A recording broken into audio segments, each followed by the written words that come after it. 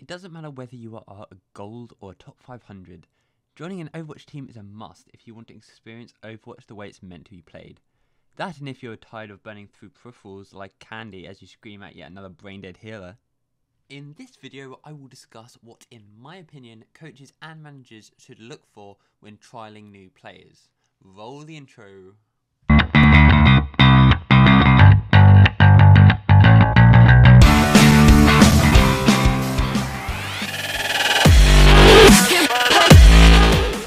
This list will be in no particular order. I am lucky enough not to have any viewers, so I won't have anyone disagreeing with me in the comments, but on the off chance that my channel pops off one day, don't disagree with me in the comments because I do not care about your small brain opinion. Without further ado, let's jump straight to number 1. First up, let's talk about coachability. Unless you are someone who feels a sense of overwhelming joy at your team constantly getting spanked by teams half your SR, you probably plan on improving as a team.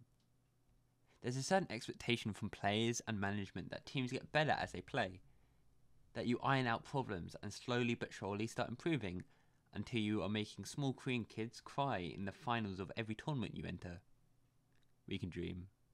But none of that will happen if you have uncoachable players on your team. During trials, try to see players' reactions as they are coached. It can be anything from positioning, ability usage, or comms related shenanigans.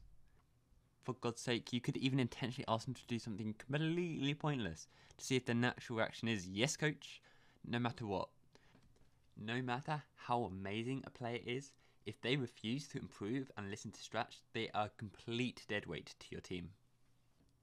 Number 2, communication. If you do not own a microphone, then buy a microphone.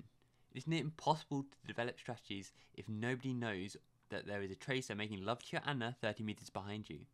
I coached a team before where we teleported out of spawn with a Symmetra, but 2 other players had the awareness of a harem protagonist in a bar full of pretty women and didn't take the TP. They then proceeded to not tell anyone that they didn't take the TP, so for the rest of the team they went aggressive, got turned into mush by whoever thought putting Reaper in the game was a good idea. Moral of the story, this is a game as much about talking to one another as it is about clicking on their heads. Look out for that when trialing. Number 3, temperament. One thing that you will have figured out if you have played any competitive Overwatch. Toxicity exists in a metric poop ton in this game. And whilst this is true for ladder, it doesn't necessarily have to be true for your team. Trials is like a pearly gates of heaven, where you are the middle-aged bouncer in charge of deciding who goes through. The moment you let even one edgy rage machine in, you'll end up having a revolving door of a roster, where you find replacements every 2 weeks as people get fed up and leave. The only person who won't leave is the toxic person, because they love all of their teammates. The same cannot be said, however, for everybody else on the team. The atmosphere definitely matters on a team. Whether you are looking to just enjoy the game or looking to make it into contenders, nobody wins if every time you lose a round, you have to pause and wait while someone finds a replacement mouse for the one that they just smashed against the wall. Don't even let these people into the trials.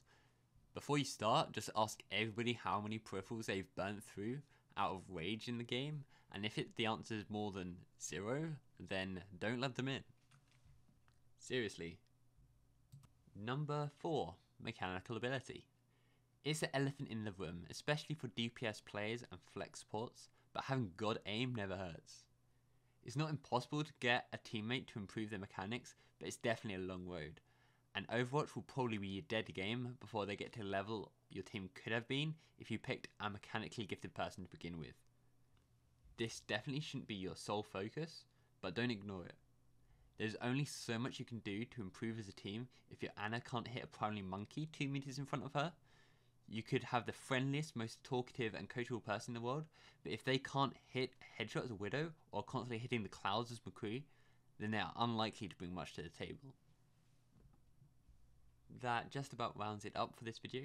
These 4 aspects of a player are the most important, at least in my opinion. This is because they can rarely change. If someone similarly forgets that they can use their ultimate more than once in a game, or has big dick energy that they run in single-handedly into a team and slam 5 people only to get tickled to death by a Tesla cannon, that doesn't matter because it could only take a couple of weeks to sort that out, but coachability, communication, temperament, and mechanical skill are much harder to change, and that can take a lot of work.